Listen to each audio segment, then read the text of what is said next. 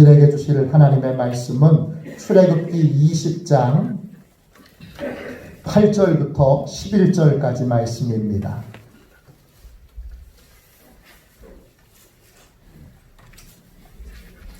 출애굽기 20장 8절부터 11절까지 말씀입니다. 구약성경책 112쪽 되겠습니다.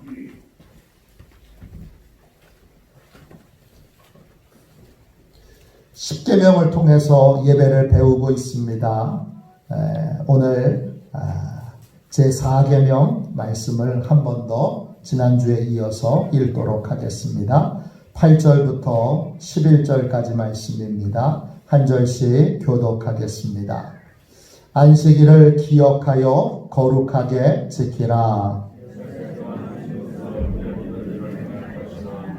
일곱째 날은 내 하나님 여호와의 안식일인즉 너나 내 아들이나 내 딸이나 내 남종이나 내 여종이나 내 가축이나 내 문 안에 머무는 객이라도 아무 일도 하지 말라.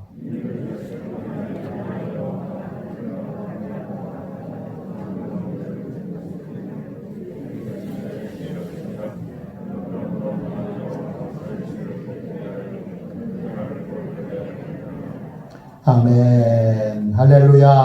아멘. 이제 다 저를 보십시오.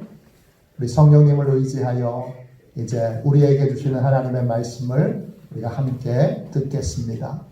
오늘 같이 나눌 말씀의 제목은 인생의 방향과 목표를 바로잡는 예배. 인생의 방향과 목표를 바로잡는 예배. 이런 제목으로 함께 은혜를 나누겠습니다. 할렐루야. 네. 11조를 통해서 예배를 배우고 있습니다. 11조는 전체 계명이 다 예배에 대한 하나님의 명령으로 해석될 수가 있습니다. 1, 2계명은 왜 예배가 중요한지를 알려줍니다. 3계명은 예배의 대상이신 하나님을 어떻게 대해야 하는지를 알려줍니다. 4계명은 왜 예배를 위하여 시간을 따로 떼어 놓아야 하는지, 왜 예배를 위해 하루를 따로 구분해 놓아야 하는지를 우리에게 알려주고 있습니다. 왜 예배를 위해 하루를 따로 떼어 놓아야 할까요? 예배를 위해서 하루를 떼어 놓을 때, 그때 우리는 월요일부터 토요일까지 6일의 주중에서도 예배하는 삶을 살 수 있게 되기 때문입니다. 예배를 위한 시간을 확보하지 않으면 우리는 우리 인생의 주인이 누구인지 금방 잊어버립니다. 주인이 누군지 잃어버리면 우리는 금방 욕망과 욕구에 사로잡혀 일의 노예로 전락합니다. 주일 예배는 주중의 삶에서 하나님 앞에 예배하는 삶을 살 수 있는 힘과 능력을 공급해 줍니다. 그러므로 우리는 주일 예배를 위하여 하루를 온전하게 따로 떼어놓고 예배를 위한 시간과 예배를 위한 장소를 확보해 놓아야 합니다. 하나님께서는 안식일을 거룩하게 지키라 이렇게 명령을 내리셨습니다. 안식일은 6일 동안의 시간을 보내고 예배를 위하여 하루 동안 일을 멈추는 시간을 갖는 것입니다. 이 일을 멈추는 시간 동안 우리는 지난 6일 동안의 삶을 반성하고 또 앞으로 살게 될 6일 동안의 삶의 방향과 목적을 점검하게 됩니다. 이 예배가 확보되지 않으면 어떻게 되지요? 그러면 금방 삶의 방향도 삶의 목적도 잃어버리게 됩니다. 그러면 가정도 엉망이 되고 영혼도 엉망이 되고 인생도 엉망이 됩니다. 우리는 주일마다 삶의 목적과 방향을 점검해야 합니다. 내가 왜 사는지, 사는 목적이 뭔지, 어떤 방향으로 인생을 살아야 하는지를 주일마다 점검해야 합니다. 그러면 예배마다 점검해야 될 구체적인 내용이 무엇일까요? 첫 번째, 누가 내 인생의 주인인지를 제일 먼저 점검해야 합니다. 주일마다 나의 주인이 누구인지 스스로 확인하고 점검할 수 있어야 합니다. 나의 주인은 오직 한 분, 여호와 하나님이셔야 합니다. 나도 내 인생의 주인이 아니고 어느 누구도 내 인생의 주인이 될 수 없습니다. 그러면 불행해지는 것입니다. 내 인생의 주인은 오직 하나님 한 분이셔야 합니다. 왜냐? 그분이 내 인생을 제일 잘 알고 계십니다. 그분이 내 인생을 가장 복된 길로 인도하실 수 있는 유일한 분이시기 때문입니다. 내 인생을 내가 주인인 줄 알고 그렇게 살아갈 때 내 인생은 엉망이 되고 맙니다.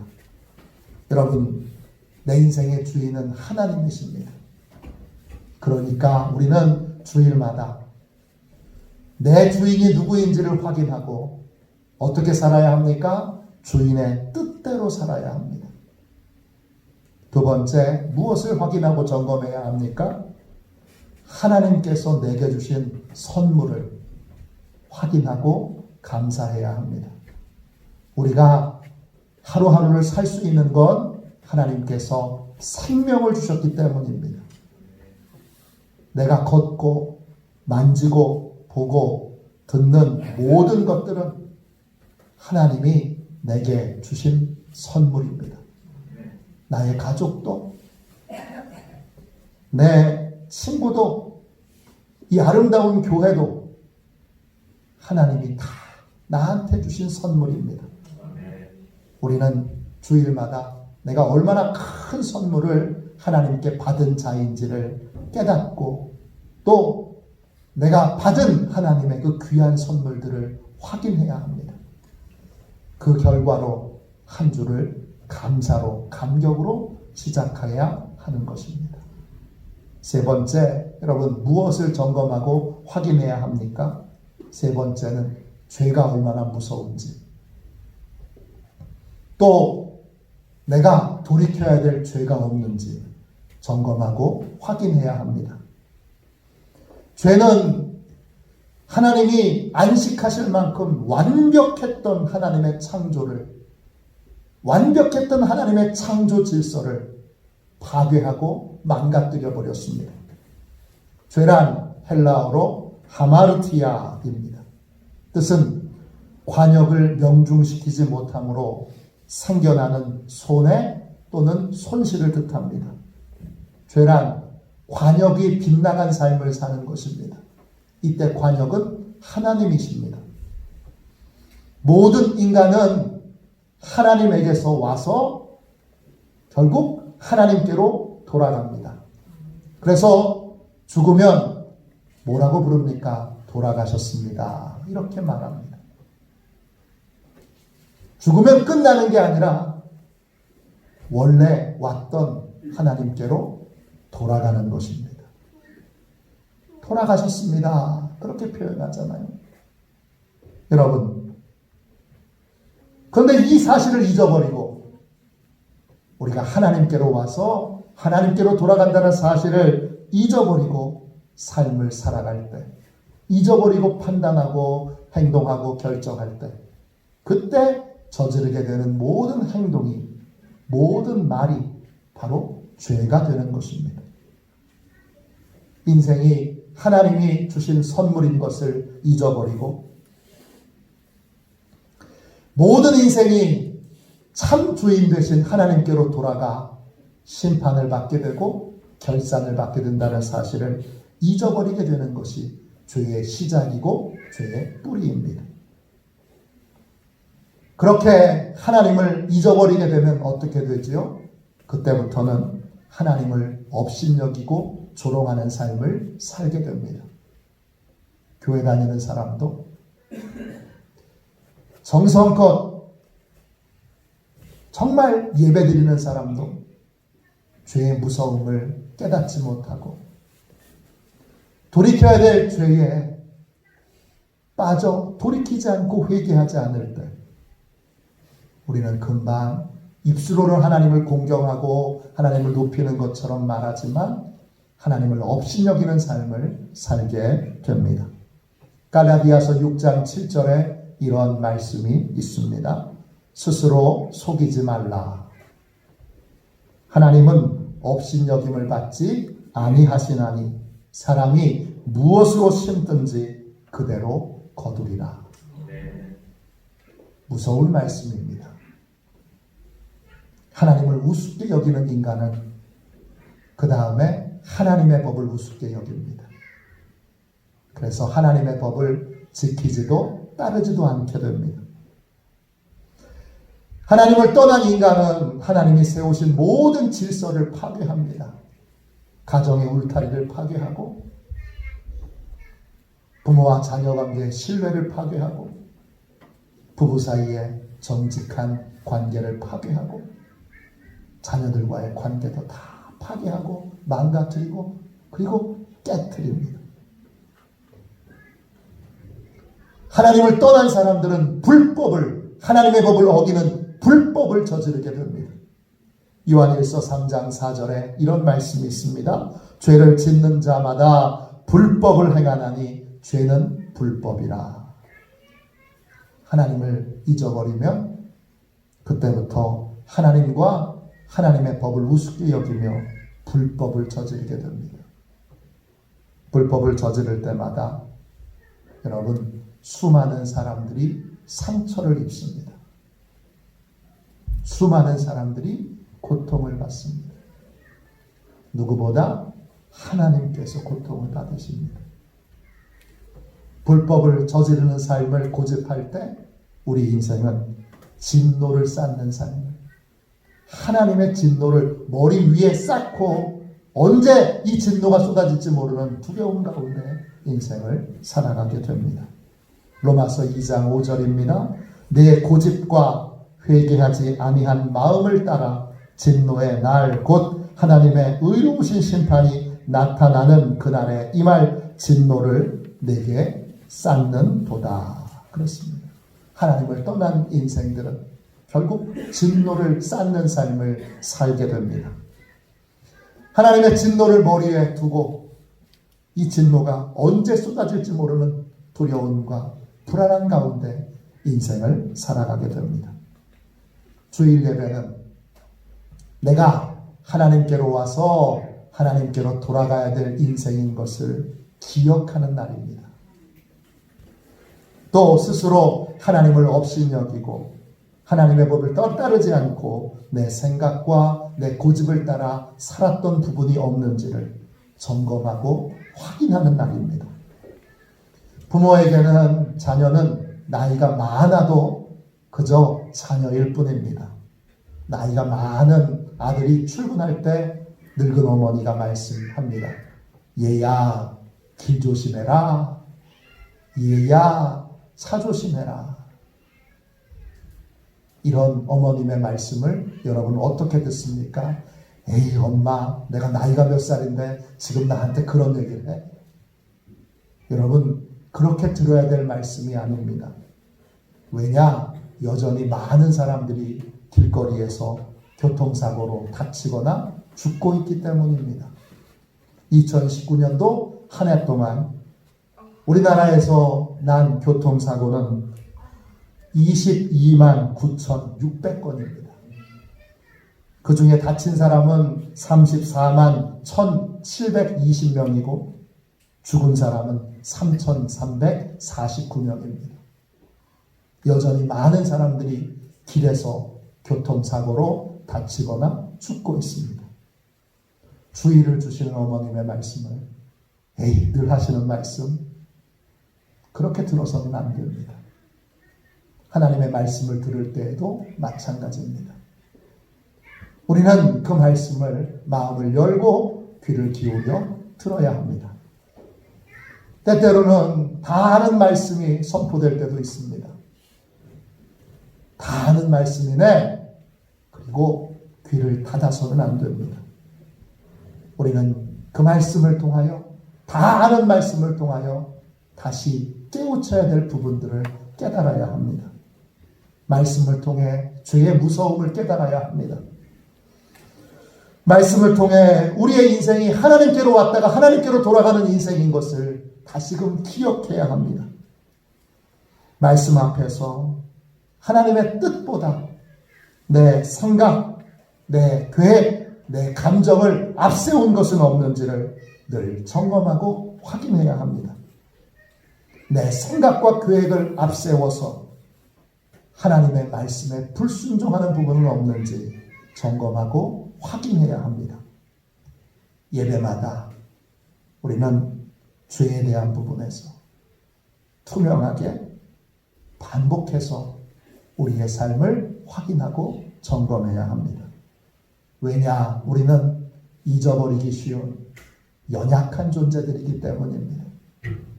몇 주 예배만 안 드려도 우리는 금방 하나님을 대하는 태도가 달라집니다. 우리는 금방 죄의 무서움을 망각해버립니다. 우리는 그렇게 연약한 존재이기에 우리는 예배마다 반복해서 죄의 무서움을 깨닫고 돌이켜야 될 죄가 없는지를 점검해야 하는 것입니다. 할렐루야. 우리는 또 그러면 무엇을 확인하고 점검해야 합니까? 네 번째, 우리가 받은 대속의 은혜가 얼마나 귀하고 복된 것인지를 확인해야 합니다. 모든 비밀을 아시는 하나님, 그 하나님 앞에 용서받을 수 있는 유일한 길은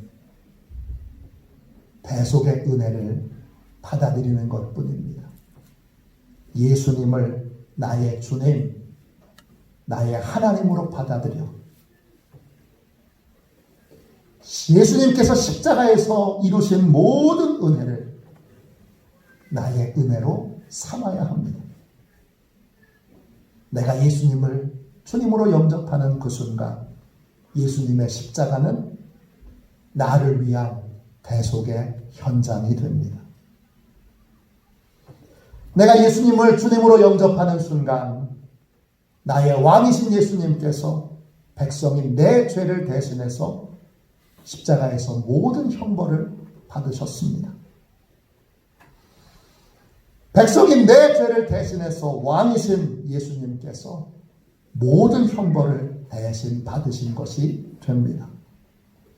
그러므로 여러분, 우리는 그 은혜로 모든 비밀을 아시는 하나님 앞에 죄에 대하여 용서를 받습니다. 하나님은 왕이신 예수님에게, 예수님이 십자가에 매달려 계실 때에 백성들의 모든 죄에 대한 저주를 예수님에게 쏟으십니다. 우리의 머리에 있었던 모든 죄를 우리에게 쏟지 않으시고, 우리가 예수님이 나의 주님이십니다. 예수님이 나의 하나님이십니다. 나는 예수님의 인도함을 받고 예수님의 다스림을 받는 예수님의 종입니다. 고백할 때 나한테 쏟아져야 되는 모든 저주가 예수님에게 쏟아지는 것입니다. 갈라디아서 3장 13절입니다. 그리스도께서 우리를 위하여 저주를 받은 바 되사 율법의 저주에서 우리를 속량하셨으니 기록된 바 나무에 달린 자마다 저주 아래에 있는 자라 하였습니다. 예수님이 우리를 대신해서 나무에 달려 저주를 받으셨습니다. 그 결과 우리가 받아야 될 저주가 사라졌습니다. 왕이신 예수님이 백성들을 대신해서 죄에 대한 모든 저주를 친히 받으셨기 때문입니다. 이 십자가의 은혜는 여기서 끝나지 않습니다. 예수님은 더 놀라운 은혜를 베풀어 주시는데 베드로전서 2장 24절 25절입니다. 친히 나무에 달려 그 몸으로 우리 죄를 담당하셨으니 이는 우리로 죄에 대하여 죽고 의에 대하여 살게 하려 하심이라. 그가 채찍에 맞음으로 너희는 나음을 얻었나니 너희가 전에는 양과 같이 길을 잃었더니 이제는 너희 영혼의 목자와 감독 되신 이에게로 돌아왔느니라. 죄와 저주에서 벗어나기만 한 것이 아닙니다. 우리가 그냥 용서만 받았다면 우리는 하나님의 긍휼과 자비를 얻을 자격이 없습니다. 그런데 놀라운 것은 예수님께서 자신이 받아야 될 모든 상급을, 모든 공로를 백성인 우리에게로 돌리셨습니다. 예수님은 하나님께 생명을 내어주는 순종의 삶을 사셨습니다. 그 순종으로 말미암아 수많은 영혼들이 구원받고 수많은 영혼들이 하나님의 백성이 되는 큰 공을 세우셨습니다. 그 공을 누구에게 돌린 겁니까? 우리에게로. 자기 백성들에게로 돌리셨습니다. 백성의 죄는 자기에게로 돌리고 자기의 공로는 우리에게로 돌리셨습니다. 이게 대속의 은혜입니다. 결국 우리는 십자가의 은혜로 죄의 사함을 받았을 뿐만 아니라 놀라운 상급을 받을 수 있는 자격도 함께 얻게 된 것입니다. 주일 예배는 십자가의 은혜가 얼마나 크고 놀라운지를 다시 확인하고 점검하는 자리입니다. 십자가의 놀라운 은혜도 여러분 매 주일마다 반복해서 깨닫지 않으면, 반복해서 확인하고 점검하지 않으면 금방 잊어버리게 되는 것이 우리의 연약함입니다. 그걸 잊어버리면 세상의 헛된 영광을 쫓아 십자가의 은혜를 버리고 십자가의 은혜를 짓밟는 미련한 삶을 살게 됩니다. 그러므로 매 주일마다 내가 예수님을 주님으로 왕으로 영접함으로 예수님이 내 인생의 주인 되심으로 얼마나 놀라운 은혜를 받았는지를 우리는 다시 확인하고 다시 점검해야 합니다. 감리교를 시작한 존 웨슬리 목사님의 동생 찰스 웨슬리는 끊임없이 하나님을 찬양한 분입니다. 그분이 평생 6,500곡의 찬양시를 지었습니다. 이 분량이 얼마나 되느냐 하면 18년 동안 하루에 한 편씩 찬양시를 꼬박 지어야 되는 엄청난 양의 찬양시를 지은 것입니다. 우리 찬송가에도 13곡이나 찰스 웨슬리의 찬송시가 찬송가로 곡조를 붙여서 우리 찬송가에 실려 있습니다. 1738년 7월에 찰스 웨슬리는 친구 브레이라고 하는 분과 함께 뉴게이트라고 하는 교도소를 방문합니다. 이 교도소는 흉악범들이 모여있는 교도소입니다. 강도, 살인, 강간 등 끔찍한 범죄를 저지른 죄인들이 가득한 곳이 이 뉴게이트 교도소였습니다. 그 수감자 중에는 이미 사형 선고를 받은 수감자들도 많이 있었습니다.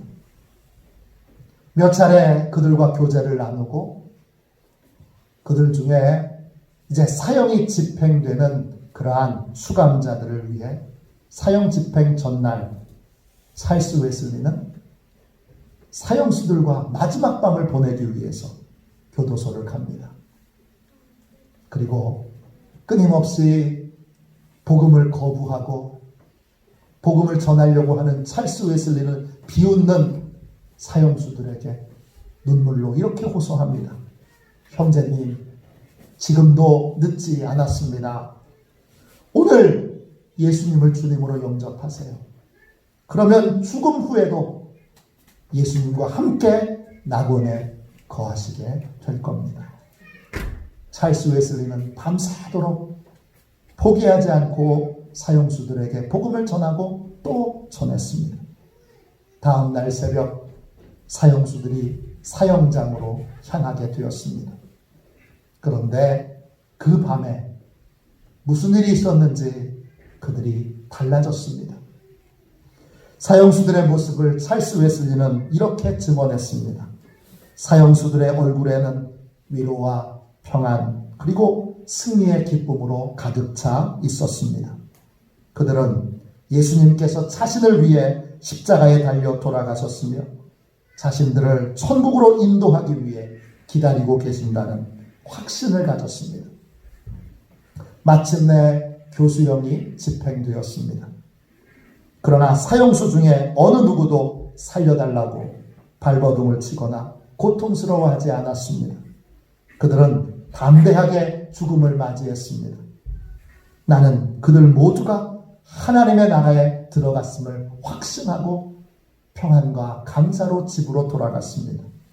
내가 교수대 밑에 있었던 그 시간은 내 인생의 가장 복되고 감격스러운 시간이었습니다. 몇 년이 지난 후에 찰스 웨슬리는 사형을 당했던 그 형제들을 기억하면서 하나님의 은혜 없이는 아무것도 할 수 없음을 고백하는 찬송시를 짓게 됩니다. 그 찬송시로 만든 찬송이 찬송가 280장입니다. 가사는 이렇습니다. 천부여 의지 없어서 손들고 옵니다. 주 나를 외면하시면 나 어디 가리이까. 내 죄를 씻기 위하여 피 흘려 주시니 곧 회개하는 마음으로 주 앞에 옵니다. 전부터 계신 주께서 영 죽을 죄인을 보혈로 구해 주시니 그 사랑 한없네. 내 죄를 씻기 위하여 피 흘려 주시니 곧 회개하는 마음으로 주 앞에 옵니다. 나 예수 의지함으로 큰 권능 받아서 주님께 구한 모든 것 늘 얻겠습니다. 내 죄를 씻기 위하여 피 흘려 주시니 곧 회개하는 마음으로 주 앞에 옵니다. 우리 인생의 최고의 복은 십자가의 은혜를 받는 것입니다. 주일마다 예수님을 주인으로 영접함으로 예수님을 주인 삼고 예수님과 동행하는 삶을 삶으로 얼마나 큰 은혜를 얻었는지, 얼마나 큰 은혜를 누리고 있는지를 새롭게 깨달아야 합니다. 그렇지 않으면 반드시 세상의 헛된 영광을 쫓는 어리석은 삶을 살게 되기 때문입니다. 삶에 대하여 무엇을 점검하고 확인해야 합니까? 다섯 번째, 마지막 결산의 날을 기억하며 살고 있는지 우리는 확인하고 점검해야 합니다. 죽음은 모든 인간이 피할 수 없는 운명입니다. 여기 안 죽을 사람 없습니다. 히브리서 9장 27절에 우리가 잘 아는 말씀이 있습니다. 한 번 죽는 것은 사람에게 정해진 것이요 그 후에는 심판이 있으리니. 어떤 인간도 여러분 죽음을 피할 수 없습니다. 어떤 인간도 죽음 이후에 하나님의 심판을 피할 수 없습니다. 우리는 죽음과 하나님의 심판을 피하지 말고 직면하여 만나야 합니다. 심판과 죽음에 대한 생각을 무작정 뒤로 미루고 나중에 생각하지 뭐, 지금 바쁜데 나중에 생각하지 뭐, 지금 바쁜데 나중에 생각하지 뭐, 그러면서 무작정 뒤로 미루지 말아야 합니다. 직면해야 합니다. 하나님께서 언제 우리를 불러 가실지 아무도 모릅니다. 우리는 하나님이 부르실 때 즉시로 하나님께 가야 합니다. 그러므로 우리는 늘 죽을 준비가 되어 있어야 합니다. 하나님의 심판대 앞에서 우리를 구원받게 하는 것은 믿음입니다. 이때 믿음이란 말은 헬라말로 피스티스입니다. 이 말은 믿음이라는 뜻도 있고 신뢰라는 뜻도 있지만 충성이라는 뜻도 있습니다. 여러분, 믿음은 단순히 하나님을 신뢰하는 것으로 끝나는 것이 아닙니다. 믿음은 반드시 충성으로 이어져야 진짜 믿음입니다. 모든 믿는 자들은 하나님과 하나님께서 주신 사명에 충성해야 합니다. 마태복음 25장 14절부터 30절에 달란트 비유가 나옵니다. 종들에게 달란트를 맡기고 주인이 여행을 떠납니다. 세월이 흘러 주인이 돌아왔을 때 종들과 결산의 시간을 갖습니다. 우리의 인생에 결산의 시간이 있습니다. 5달란트 받은 사람, 2달란트 받은 사람, 1달란트 받은 사람 와서 주인과 함께 결산의 시간을 갖습니다. 5달란트와 2달란트 받은 사람은 5달란트와 2달란트를 더 남겼습니다. 그러나 1달란트 받은 사람은 그 1달란트를 쓰지 않고 땅에 묻어두었다가 여러분 주인에게 큰 책망을 받습니다. 주인이 돌아와서 5달란트와 2달란트 받은 사람에게 이렇게 말합니다. 마태복음 25장 21절입니다. 그 주인이 이르되 잘하였도다 착하고 충성된 종아 내가 적은 일에 충성하였음에 내가 많은 것을 내게 맡기리니 내 주인의 즐거움에 참여할지어다. 주인은 충성된 종들에게 여러분 충성되다고만 칭찬하지 않고 착하다고 칭찬합니다. 이 비유에서 주인은 하나님이시고 여러분 종은 하나님의 사명을 맡은 자들입니다. 그리스도인들입니다. 달란트를 남겼다는 것이 무엇입니까? 여러분 죽으면 이 땅에서 어떤 것도 가져갈 것이 없습니다. 그런데 영원한 하나님 나라에 가져갈 수 있는 것이 있습니다. 뭘까요? 하나님의 뜻대로 보상을 바라지 않고 썼던 것, 소비했던 것. 이건 여러분 하나님이 심판자이신 하나님이 기억하고 계시니까 그것은 영원히 내 것입니다. 남긴다는 것은 무엇입니까? 왜 5달란트 받은 사람은 5달란트를 남겼습니까? 여러분 왜 그렇게 남겼죠? 5달란트 받은 사람이 5달란트를 남겼다는 건 뭡니까? 남겼다는 건 하나님의 뜻대로 다 썼다는 것입니다. 하나님께 충성한다는 것은 무엇입니까? 하나님과 하나님의 사명, 하나님께서 주신 사명을 위해서 내게 주신 것을 아끼지 않고 다 쓰는 것입니다. 이게 충성입니다. 달란트 비유에서 충성을 하나 더 설명합니다. 충성이란 무엇입니까? 적은 일이 주어져도 하나님께서 작은 일을 맡기셔도 불평하지 않고 최선을 다하는 것입니다. 남에게 인정받거나 칭찬을 들을 만한 일이 아닌 아주 소박하고 작은 일을 하나님이 맡기셔도 하나님을 바라보며 여러분 최선을 다하는 것, 그것이 충성입니다.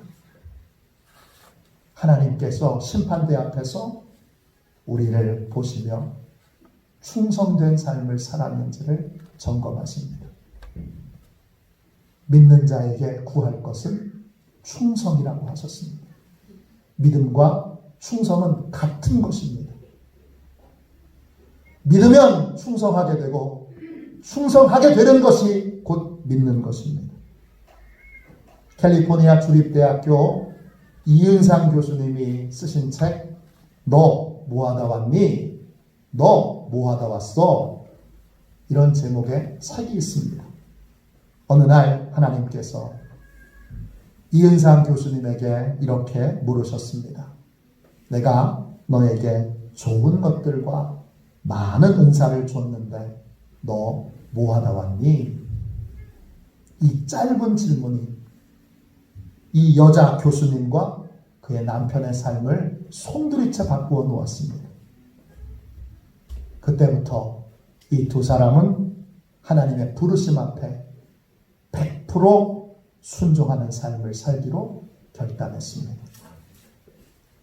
그렇게 결단하고 나서 벌어진 여러 일들을 다룬 책이 너 뭐하다 왔니? 라는 책의 내용입니다. 여러분, 하나님께서 심판대 앞에서 동일하게 우리에게도 물으실 겁니다. 너 뭐하다 왔니? 뭐라고 대답해야 합니까? 정답을 이은상 교수님이 알고 계십니다. 그녀는 하나님의 질문 앞에 이렇게 대답합니다. 하나님, 제 대답은 언제나 순종입니다. 하나님, 제 대답은 언제나 순종입니다. 우리는 주일 예배마다 나의 죽음과 나의 심판대 앞에서의 시간을 기억해야 합니다. 심판대 앞에서 나는 하나님께 충성된 자로 그렇게 인정받을 수 있는 삶을 살고 있는지를 확인하고 점검하는 것이 바로 주일 예배 때 해야 할 일입니다. 마지막으로 여러분, 예배마다 무엇을 점검하고 확인해야 합니까? 마지막 6번째, 영광의 부활을 소망하는 삶을 살고 있는지, 영광의 부활을 소망하는 삶을 살고 있는지를 확인하고 점검해야 합니다. 여러분, 세상에 죄가 들어온 이후 하나님의 안식은 깨졌습니다. 이 안식이 언제 회복됩니까? 예수님께서 십자가를 지시고 부활하신 다음에, 예수님께서 십자가에서 대속제물이 되셔서 죽으시고 부활하신 다음에 하나님의 안식이 회복되었습니다. 그래서 우리는 안식일을 지키지 않고 새로운 안식일, 주일을 지킵니다. 유대인의 안식일은 금요일 저녁부터 토요일 저녁까지입니다. 제7 안식일 교회나 안산홍 증인회는 구약의 안식일을 지켜야 한다, 그렇게 주장합니다. 그러나 여러분, 구약의 안식일은 죄의 문제를 해결해 주지 못합니다. 우리는 십자가에서 죄의 문제를 해결하시고 부활하신 주님의 날, 새로운 안식일에 하나님을 예배합니다. 그날이 하나님께서 죄의 문제를 해결하신 진정한 안식일이기 때문입니다. 그래서 우리는 주일, 일요일 이날을 예배하는 날로 삼고 있는 것입니다. 새로운 안식일인 주일에 우리는 예배를 드리면서 영광의 부활을 사모하고 있는지를 확인해야 합니다. 예수님께서 부활하신 것처럼 우리도 장차 부활하게 되는데, 부활에는 두 가지 종류가 있습니다. 사도행전 2장 15절입니다. 그들이 기다리는 바 하나님께 향한 소망을 나도 가졌으니 곧 의인과 악인의 부활이 있으리라 함이니이다. 부활에는 의인의 부활과 악인의 부활이 있습니다. 의인의 부활은 예수님을 믿고 속죄의 은혜를 받은 자의 부활입니다. 이들에게 십자가의 공로로 말미암아 영광과 영원한 상급이 기다리고 있습니다. 악인의 부활은 죄의 문제를 해결받지 못했기에 지은 죄에 따라 영원한 형벌을 받게 됩니다. 초대교회 성도들은 극심한 박해 중에도 영광의 부활에 참여하기 위하여 믿음을 포기하지 않았습니다.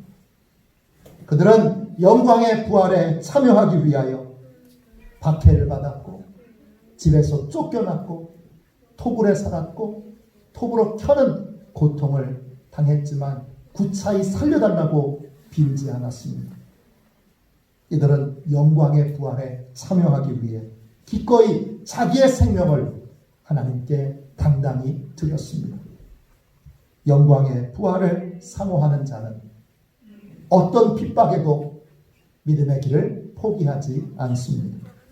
우리는 주일마다 내가 진짜 소망하는 바가 무엇인지를 다시 확인하고 점검해야 합니다. 모든 그리스도인들의 최종의 소망은 영광의 부활에 참여하는 것입니다. 그 영광의 부활에 참여하기 위해 지불해야 될 대가가 있다면 우리는 지불해야 합니다. 핍박을 받아야 된다면 핍박을 받아야 합니다. 고통을 겪어야 한다면 우리는 넉넉하게 고통도 겪어야 합니다. 이것이 부활을, 영광의 부활을 소망하는 자의 삶의 모습입니다. 온전한 예배는 여러분 삶의 나침판과 같습니다. 예배는 삶의 방향과 목적을 바로잡아 줍니다. 우리에는 앞에서 예배마다 점검해야 될 6가지를 확인하고 살펴보았습니다. 우리는 이 6가지를 예배마다 점검하고 확인해야 합니다. 제가 이제 점검할 수 있도록 여러분에게 카드도 만들어 드리고 또 하실 수 있는 방법도 알려드립니다.